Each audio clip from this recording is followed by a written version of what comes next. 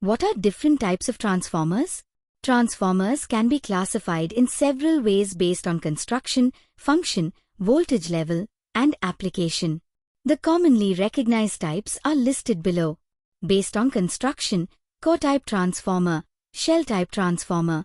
Based on number of windings, to winding transformer, autotransformer.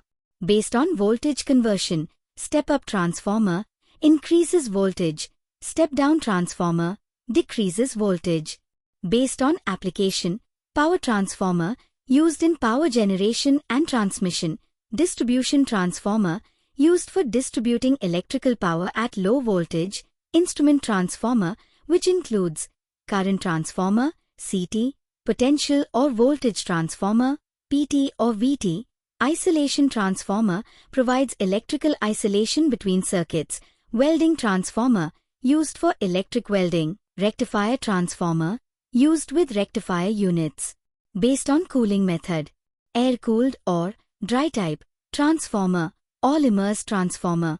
Based on phase, single-phase transformer, three-phase transformer.